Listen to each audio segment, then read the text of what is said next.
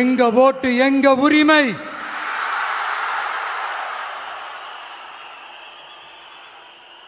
எங்களை யாரும் விலைக்கு வாங்க முடியாது.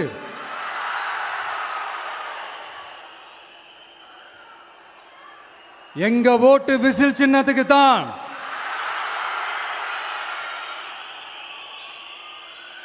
யாரையும் நம்பி ஏமாற மாட்டோம். எங்க வார்த்தையிலிருந்து மாற மாட்டோம். இது நிஜம். தேங்க்யூ.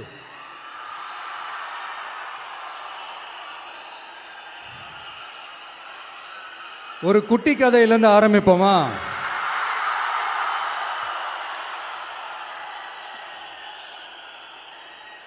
ஒரு பெரிய ஊரு, ஒரு 4 ரோடு ஜாயிண்ட் ஆகிற மாதிரி ஒரு ஜங்ஷன், ஒரு பிஸியான ஏரியா, ஆள் நடமாட்டம் அதிகமாக இருக்கக்கூடிய ஒரு ஏரியா. அங்கே சென்டரில் ஒரு முரட்டு ஜல்லிக்கட்டு காலை ஒன்று நின்றுட்டு இருக்குது. காலில் மண்ணை வீசிக்கிட்டு சீறிக்கிட்டு அப்படியே நின்றுட்டு இருக்குது. யாருமே பக்கத்தில் போக முடியல. அந்த இடம் ஒரு கேஷுவலாக மாறணும் அப்படின்னா அந்த காளையை அடக்கி அமைதி ஆக்கினா தான் மறுபடியும் ஒரு பேக் டு நார்மல் சுச்சுவேஷனுக்கு அந்த இடம் மாறும். அந்த ஊரில் இருக்கிற ஒரு சில பேருக்கு மட்டும்தான் அந்த காளை அடங்கும். அவங்க யாருமே அங்கே இல்லை. ஆனால் அந்த க்ரௌடில் இருந்த ஒரு சில பேர், ஆல்ரெடி அந்த காளையை அடக்கணங்களோட இருந்த ஒரு சில பேர், எங்களுக்கு இல்லாத அனுபவமா? நாங்க பார்க்காத காளையா? நாங்க பார்க்காத மாடா? நாங்க போய் அடக்குறோம்னு சொல்லிட்டு உள்ள போறாங்க. ஒருத்தராலையும் அந்த காளையை தொடக்கூட முடியல. எல்லாரையும் அடிச்சு வீசி தூக்கி போட்டுருச்சு. இப்ப என்னடா பண்றது அப்படின்னு பார்க்கும்போது அந்த கூட்டத்தை விலக்கிட்டு ஒரு சின்ன பையன் ஒரு என்ட்ரி ஒன்று கொடுக்குறான். உங்களுக்கு தான் தெரியும்ல, டேய் எங்களாலே முடியல, நீ எல்லாம் என்னத்தை போய் கிழிக்க போற? எங்களுக்கு அவ்வளோ அனுபவம் இருக்குது. நாங்களே அடிபட்டு ஓரமா படுத்து கிடக்கிறோம். இவன் விளையாட்டுத்தனமா ஏதோ பண்ணிட்டு கிடக்கிறான். பாவம், அந்த காளைகிட்ட போய் அடிபட்டு சாவ போறான். பச்சா பையன், அந்த பையன், இந்த பையன், அண்டர் எஸ்டிமேட் பண்றது, ஏளனமா பேசுறது, இப்படி ஒரு பக்கம். இன்னொரு பக்கம் பரிதாபப்பட்டு, ஐயோ பாவமே, இப்படி தனியா போய் மாட்டிக்கிட்டானே அந்த காளைகிட்ட, என்ன பண்ண போறானோ அப்படின்ட்டு ஒரு பக்கம் பரிதாபப்பட்டு பேசுறாங்க. அந்த சின்ன பையன் எதுவுமே காதலையே போட்டுக்காம 2 பாக்கெட்லையும் கையை விட்டுக்கிட்டு ஸ்டைலா கெத்தா தில்லா அப்படியே உள்ள போறான். ஒரு ஸ்டெப் எடுத்து வைக்கிறான், அந்த காலை அப்படியே சீறிக்கிட்டே நின்றுட்டு இருக்குது. இன்னொரு ஸ்டெப் எடுத்து வைக்கிறான், காலை அப்படியே சீறிக்கிட்டே முன்னாடி வருது. மக்கள் எல்லாரும் பதட்டத்தோடு அப்படியே பார்த்துட்டு இருக்கிறாங்க. இன்னொரு ஸ்டெப் எடுத்து வைக்கிறான், காலை அப்படியே முட்டை வரும்போது பாக்கெட்டுக்குள்ள மறைச்சு வச்சிருந்த 2 புல்லுக்கட்டு அதை அந்த காலை கிட்ட காட்டுறான். காலை அப்படியே சடனா வந்து நின்று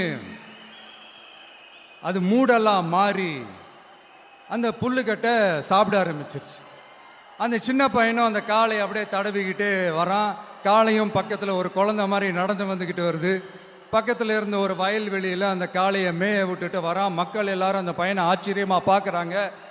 அந்த அடிபட்டு கிடந்த அந்த அனுபவசாலிங்க தலையை தொங்க போட்டு நின்றுட்டு இருக்கிறாங்க. ஏன்னா பேசின பேச்சு அப்படி. வாய் இருக்குன்றதுக்காக நக்கலுமா நையாண்டியுமா நச நச நச நசன் ஒரே பேச்சு. என்ன பண்றது, தலையை குனிஞ்சு அப்படியே நின்றுட்டு இருக்கிறாங்க.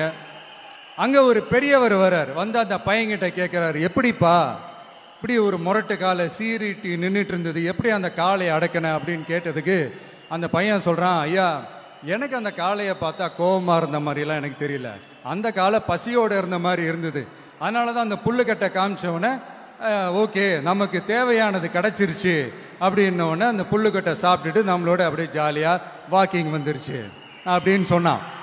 இதை கேட்ட அந்த பெரியவர் சொன்னாரா, இந்த சின்னவங்க பெரியவங்க அனுபவம் இருக்கிறவங்க அனுபவம் இல்லாதவங்க இதெல்லாம் விஷயமே கிடையாது. யாரா இருந்தாலும் அந்த சூழலுக்கு ஏற்ற மாதிரி அந்த சிச்சுவேஷனுக்கு தகுந்த மாதிரி என்ன பண்ணி அந்த ப்ராப்ளமை சால்வ் பண்றான், ஏது பண்ணி அந்த ப்ராப்ளமை சால்வ் பண்றான், அதுதான் விஷயமே, அதுதான் மேட்ரு. ஸோ நீ சூப்பர்ப்பா, என்ன ப்ராப்ளம் வந்தாலும் நீ சால்வ் பண்ணிடுவ அப்படின்னு முதுகில் தட்டி கொடுத்துட்டு அந்த பெரியவர் போறார். இப்போ அந்த கதையில் அந்த முரட்டு ஜல்லிக்கட்டு காலை தான் நம்ம தமிழ்நாட்டு அரசியல் களம். அந்த பெரியவர் தான் நம்ம தமிழக மக்கள். அந்த பாக்கெட்டுக்குள்ள ஸ்டைலா தில்லா கெத்தா ஒருத்தன் உள்ள வந்தான் பாருங்க, அவன்தான்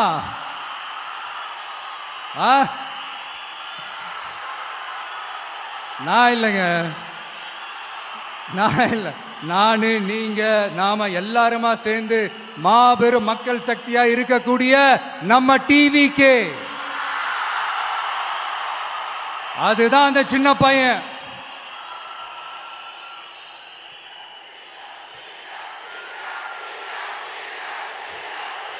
தேங்க்யூ தேங்க்யூ தேங்க்யூ.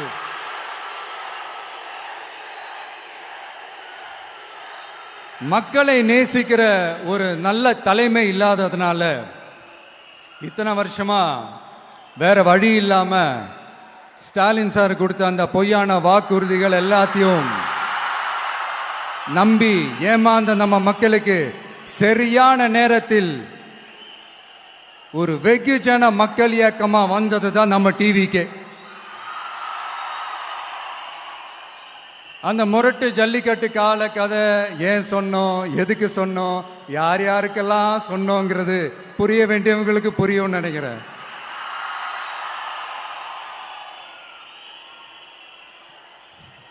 இப்போ நாம ஒவ்வொரு வீட்டில் உயிரா உணர்வா இருக்கிறோம். ஆனா நான் உங்க எல்லாரையும் நேரில் சந்திக்கணும், நீங்க இருக்கிற ஊருக்கே உங்களை சந்திக்கணும் அப்படின்றது தான் எனக்கு மனசுல இருக்கிற ஒரு பெரிய ஆசை. ஆனா அந்த சிச்சுவேஷன் ஒரு எதிர்கட்சியா இருந்து கேள்வி கேட்டுட்டு இருக்கிற இந்த நேரத்தில் நமக்கு எதிராக என்ன சூழ்ச்சிகள்லாம் நடக்குதுன்றது உங்க எல்லாருக்குமே நல்லா தெரியும். அதனால இப்போ உங்களுக்கு ஒரு வாக்குறுதியை கொடுக்கிறேன், நம்மளுடைய ஆட்சி அமைஞ்சதும் ஒவ்வொரு கிராமத்துக்கும் நான் நேரடியா என்னுடைய சொந்தங்களாகிய உங்க எல்லாரையும் நான் சந்திக்கிறேன்.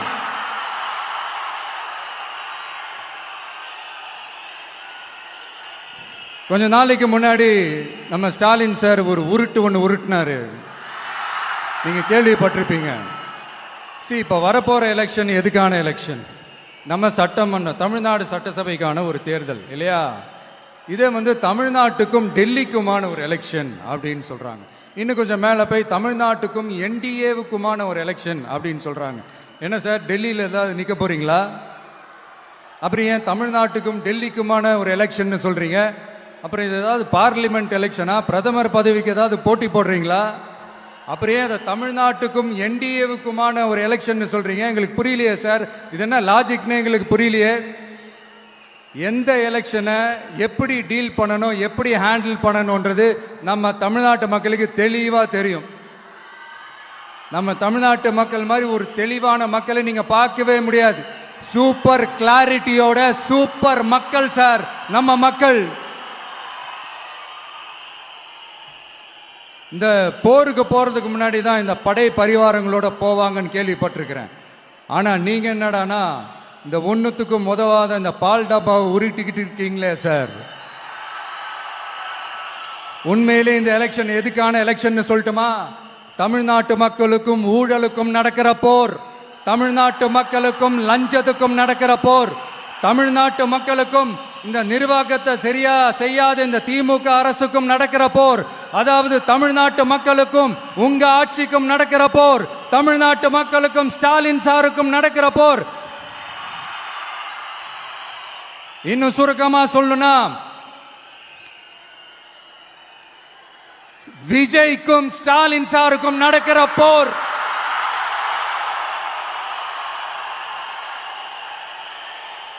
இதுக்கு நடுவுல இந்த என்டிஏ டெல்லி இதெல்லாம் என்ன லாஜிக்னே புரிய மாட்டேங்குது சார். தமிழ்நாடு தான் விஜய், இந்த விஜய் தான் தமிழ்நாடு.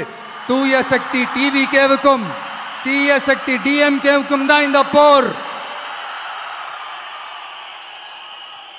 இப்படி உக்கிரமா இருக்கிற இந்த போர்ல மறுபடியும் ஒன்னுத்துக்கும் உதவாத இந்த பால் டப்பாவை உருட்டிக்கிட்டு இன்னொரு காமெடி வேற. அது என்னடான்னா, அவரோட ஆட்சியில தான் தமிழ்நாடு சூப்பர் ஸ்டார் மாநிலமா இருக்குதான். கரெக்ட், தமிழ்நாடு சூப்பர் ஸ்டார் மாநிலம் தான்.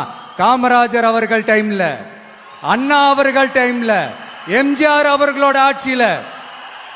இன்னைக்கு ஒன்னுத்துக்கும் உதவாத இந்த உல்டா மாடல் ஆட்சியில தமிழ்நாடு சூப்பர் ஸ்டார் மாநிலமாலாம் ஒண்ணு இல்ல, சூப்பர் ஸ்டாண்ட் அப் காமெடிக்காரர் நடத்துற மாநிலமா மாறிடுச்சு.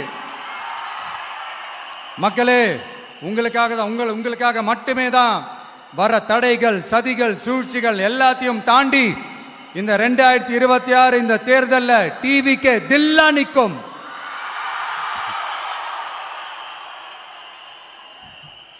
இதுவரைக்கும் நடந்த எலெக்ஷன் வேற, இப்ப நடக்க போற எலெக்ஷன் வேற. ஒவ்வொரு 5 இயர்ஸுக்கும் நடக்கிற எலெக்ஷன் மாதிரி இதை நினைச்சிடாதீங்க. 50 வருஷத்துக்கு ஒரு வாட்டி நடக்க போற ஒரு எலெக்ஷன் மாதிரி இது. அதிசய எலெக்ஷன்.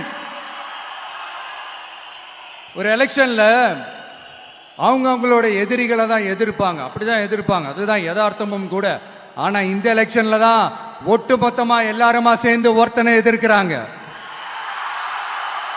ஒட்டுமொத்தமா எல்லாருமா சேர்ந்து இந்த விஜயை எதிர்க்கிறாங்க. ஏன்னா இந்த விஜய் ஊழலை எதிர்க்கிறான், லஞ்சத்தை எதிர்க்கிறான், மக்களோட மக்களா நிக்கிறான். அந்த மக்கள் அவன் கூட நிக்கிறாங்க. அந்த காண்டு எப்படி? அந்த காண்டு தான் ஒட்டுமொத்தமா எல்லாருமா சேர்ந்து ஒருத்தனை எதிர்க்க காரணம்.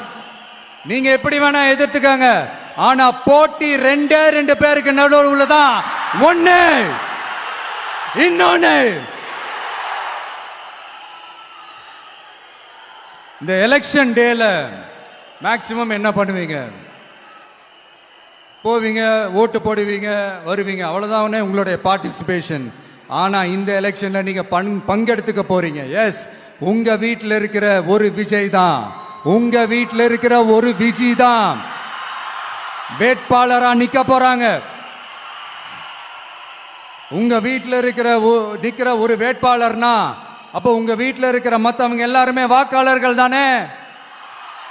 உங்க அம்மா, உங்க அப்பா, உங்க அண்ணன், உங்க தம்பி, உங்க சொந்தம் டிவிக்கு வேட்பாளர் அப்படின்னா அப்ப உங்க ஓட்டு விசில் சின்னத்துக்கு தான் எல்லாருக்குமே தெரியும்.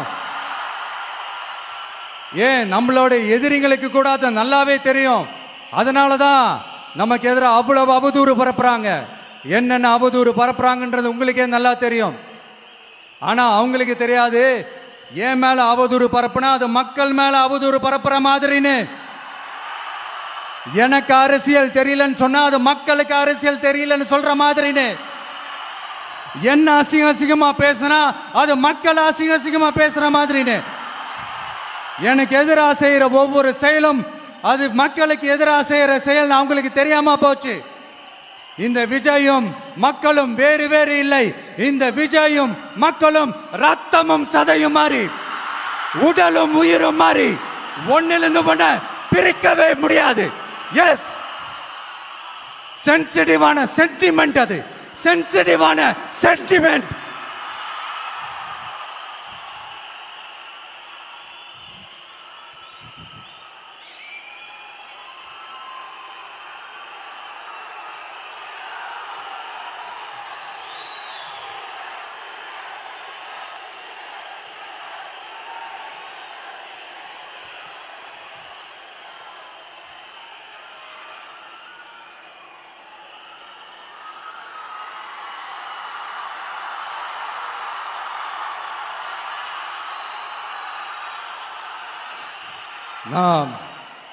சாரி,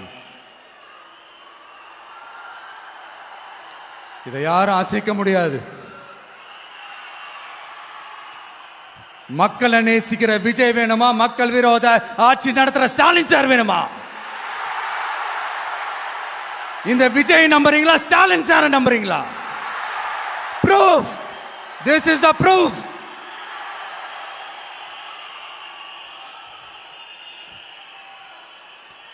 இந்த தீய சக்தி, ஊழல் சக்தி, இதெல்லாம் ஏன் சொல்றோம், எதுக்கு சொல்றோம், யாரை சொல்றோன்றதெல்லாம் மக்களுக்கு தெளிவா தெரியும். அதே மாதிரி டிவிகேவுக்கு போட்டி டிஎம்கே தான்றதும் மக்களுக்கு தெளிவா தெரியும். அப்படி இருக்கும்போது நாம ஏதாவது பேசினா வாண்டடா சில பேர் வந்து வண்டியில ஏறி உட்காந்துக்கிறாங்க. ஆமா, வாண்டடா சில பேர் வண்டியில ஏறி உட்கார்ந்துக்கிட்டு குரல் கொடுக்கறாங்க. சீரியஸா ஒரு போட்டி நடந்துகிட்டு இருக்கும் போது இங்க காமெடிக்கெல்லாம் இடம் இல்லை பாஸ். இதெல்லாம் மக்களுக்கு தெளிவா தெரியும். இந்த நேரத்தில் ஒரு சீரியஸ் கேள்விய இன்னைக்கு இருக்கிற மிகப்பெரிய அரசியல்வாதிங்க கிட்ட கேட்கணும்னு நான் நினைக்கிறேன். நீங்க அரசியலுக்கு வர்றதுக்கு முன்னாடி உங்ககிட்ட இருந்த சொத்து எவ்வளோ? அரசியலுக்கு வந்ததுக்கு அப்புறம் இன்னைக்கு உங்ககிட்ட இருக்கிற சொத்து எவ்வளோ? அதை ஓபனா டிக்ளேர் பண்ண முடியுமா? அப்படி வந்த காசெல்லாம் என்னென்ன தொழில் செஞ்சு வந்துச்சு, என்ன வேலை செஞ்சு வந்துச்சு, உண்மையிலே நீங்க உழைச்சி சம்பாதிச்ச காசா, இல்ல ஆட்சி அதிகாரத்துக்கு வந்ததுக்கு அப்புறம் ஆட்டைய போட்ட காசா? இதெல்லாம் ஓபனா டிக்ளேர் பண்ண முடியுமா? இதெல்லாம் நம்ம கேட்டா எல்லா ஊழல்வாதிகளும் ஒன்னா சேர்ந்து நம்ம மேல சேத்தவாரி வீசுவாங்க. அதை பத்திலாம் நமக்கு கவலை இல்லை. ஏன்னா நாம யாருன்னு மக்களுக்கு நல்லாவே தெரியும். எனக்கு ஒரு புது ஃப்ரெண்ட், புது நண்பர் ஒருத்தர் கிடைச்சிருக்காரு. யார் தெரியுமா? தெரியாதா? முதல்வர் அவர்கள் தான். இப்போ ஒரு நிருபர் ஒருத்தர் கேட்ட கேள்விக்கு எனக்கு எதிரிகள்லாம் யாரும் இல்லை, அவங்க எல்லாருமே எனக்கு நண்பர்கள் தான் அப்படின்னு சொன்னாங்களே. அப்படி நாங்கெல்லாம் உங்களுக்கு நண்பர்கள்னா அப்புறம் ஏன் சார் கரூர் விஷயத்துல ஏன் மேல பழி தூக்கி போட்டீங்க?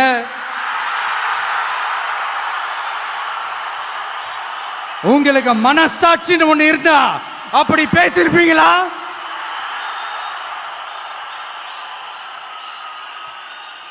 அப்படி நாங்களாம் உங்களுக்கு நண்பர்கள்னா ஒரு ஈவென்ட், ஒரு ஃபங்க்ஷன் நடத்துறதுக்கு ஒரு இடமோ ஒரு பர்மிஷனோ ஏன் கொடுக்க மாட்டேன்றீங்க? எல்லாத்தையும் நீங்களே பண்ணிட்டு போற போக்கில் அப்படியே பொய்களா அடிச்சு விட்டுக்கிட்டு இருக்கீங்க. உங்களோட உண்மையான நண்பர்கள் யாருன்னு சொல்லட்டுமா? லஞ்சம், ஊழல், அரசியல் ஆதாயம், இதெல்லாம் தான் உங்களோட உண்மையான நண்பர்கள்.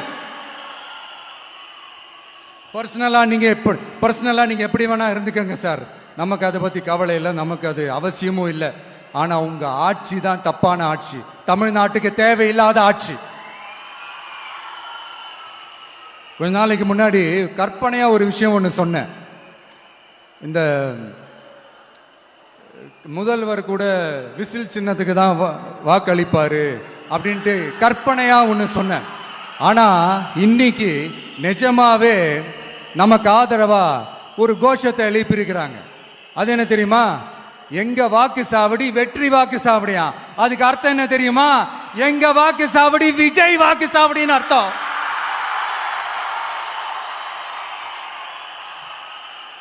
அது சரி, மக்களோட இந்த ஆதரவை பார்த்துட்டு அவர் அறியாமலே எப்படி பேசிட்டாரு என்னமோ தெரியல. 50 வருஷம் எக்ஸ்பீரியன்ஸ் அரசியல்ல, உண்மை என்னன்னு ஒத்துக்கிட்டு தானே ஆகணும்.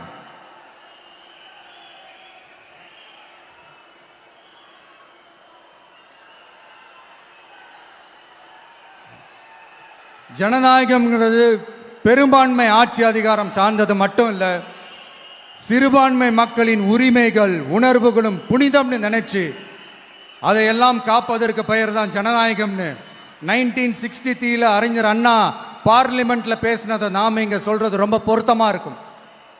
அறிஞர் அண்ணா சொன்னது தான் டிவிகேவோட நிலைப்பாடும். இந்த ஸ்டாண்ட்ல நாம 100% உறுதியா இருப்போம். யாருக்காகவும் எதுக்காகவும் இதுல சமரசமே கிடையாது.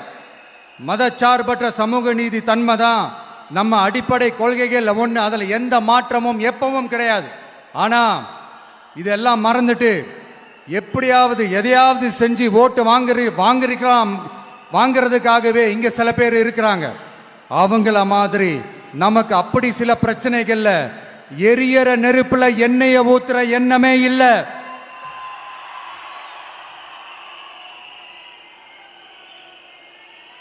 இங்க சில அரசியல் கட்சிகளும் சில அரசியல் தலைவர்களும் ஒரு சில நேரங்களில் அமைதியா இருந்தாலே போதும், ஒரு பிரச்சனையும் வராது. இப்போ கரண்ட்ல இருக்கிற சில பிரச்சனைக்கு வருவோம். இந்த கரண்ட் பிரச்சனைக்கு வருவோம்.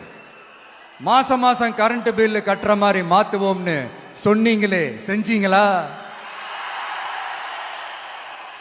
நிறைய வீடுகள்ல 100 யூனிட் தான் அந்த கரண்ட் செலவாகுது ஒரு மாசத்துக்கு. மாசம் மாசம் நீங்க அந்த பில்லு கொடுத்தீங்கன்னா அவங்களுக்கு அது ஃப்ரீ ஆயிடும். அவங்க அந்த காசு கட்ட தேவையே இல்லை. ஆனா 2 மாசத்துக்கு ஒரு வாட்டி அந்த பில்லு கொடுத்தீங்கன்னா, இப்ப சப்போஸ் அது 200 யூனிட்டுக்கு மேல போச்சுன்னா அது அவங்களுக்கு ஒரு மிகப்பெரிய சுமை தானே. இது எந்த கணக்கில் எடுத்துக்கிறது? ஒரு மாதிரி ஒரு மாடர்ன் கரப்ஷன் அப்படின்னு எடுத்துக்கலாமா? அடுத்து பஸ் வசதி. நிறைய கிராமங்கள்ல பஸ் வசதி இல்லைன்னு சொன்னா இந்த ஒட்டுமொத்த திமுக அரசும் கத்திக்கிட்டு வந்துருவாங்க. நாங்க பஸ் விடாத கிராமங்களே இல்ல அப்படின்னு சொல்லுவாங்க.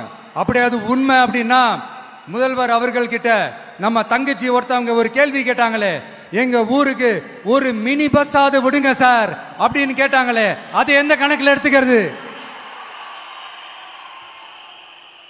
நிறைய மலை கிராமங்கள்ல பஸ் வசதி இல்ல, நிறைய மலை கிராமங்கள்ல ஹாஸ்பிட்டல் வசதி இல்ல.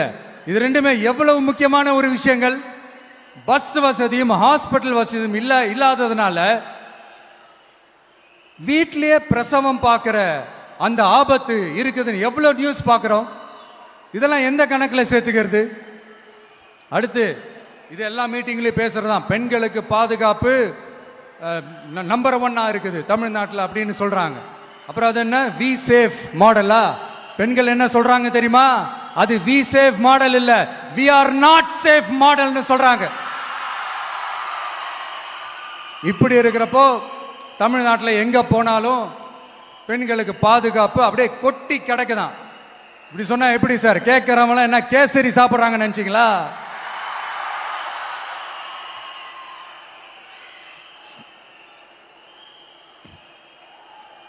அடுத்து இந்த சட்டம் ஒழுங்கு, அது காணாம போய் ரொம்ப நாள் ஆச்சு.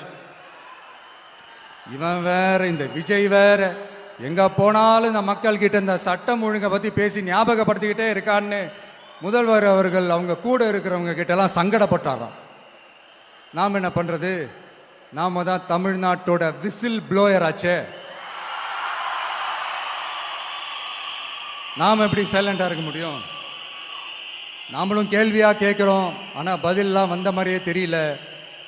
இருந்தா தானே வர்றதுக்கு, வச்சுக்கிட்டா வஞ்சனை பண்றாரு. 5 வருஷமா பதிலே சொல்லாம அப்படியே கடந்து வந்துட்டாரு. ஆனா இனிமே அப்பெல்லாம் இருக்க முடியாது, பதில் சொல்லி ஆகணும்.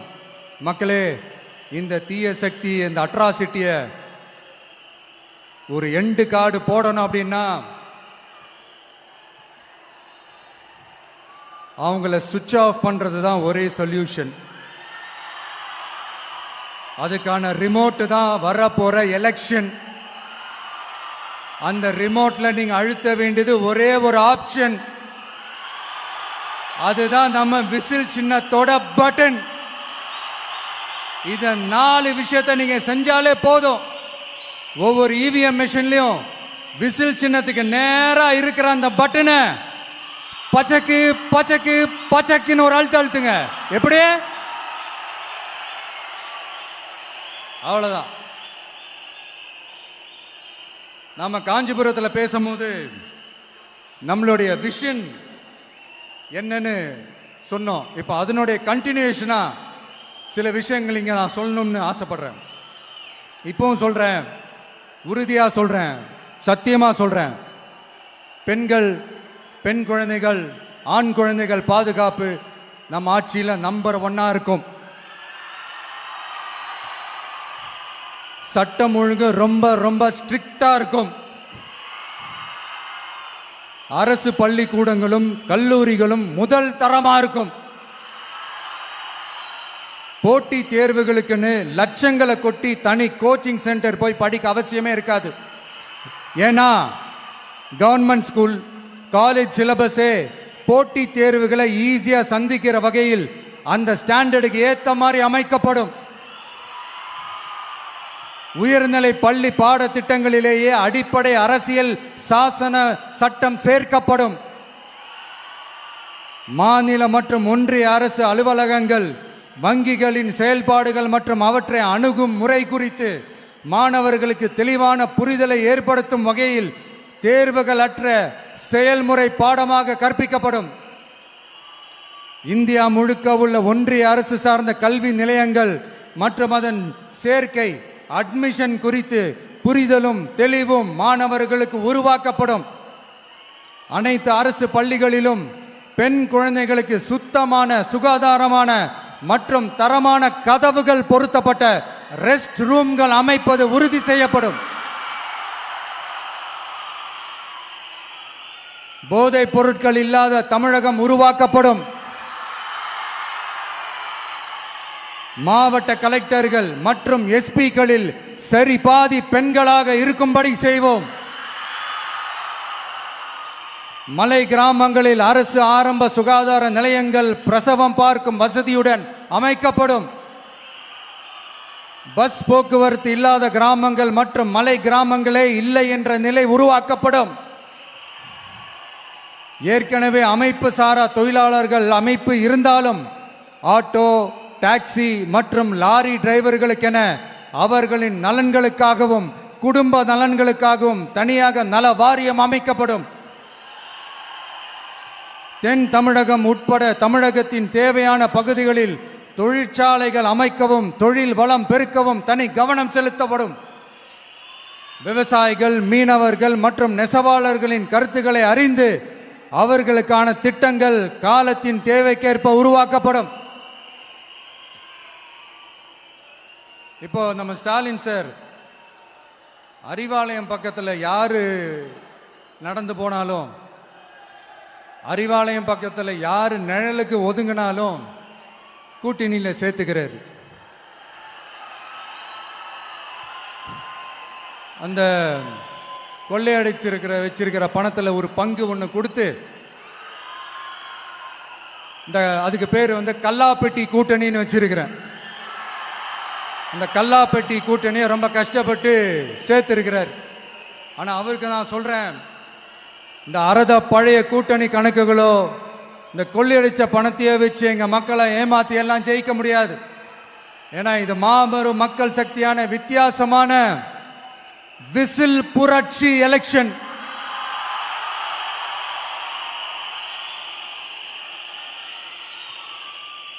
உங்களோட நான் இருக்கேன், நம்மளோட நம்ம மக்கள் இருக்கிறாங்க. இதுக்கு மேல என்ன வேணும்? கான்பிடென்டா இருங்க, நல்லதே நடக்கும், வெற்றி நிச்சயம். மீண்டும் சந்திக்கும் வரை நன்றி, வணக்கம். என் நண்பர்களே, ஒரு சின்ன ரிக்வெஸ்ட். நான் திருப்பி இங்கிருந்து 4 hours சென்னைக்கு போகணும். தயவு செஞ்சு யாரும் என் வண்டிக்கு பின்னாடியோ என் வண்டி சைட்லயோ பைக்கில் வராதிங்க. உங்களை நான் கெஞ்சி கேட்டுக்கிறேன். தேங்க்யூ.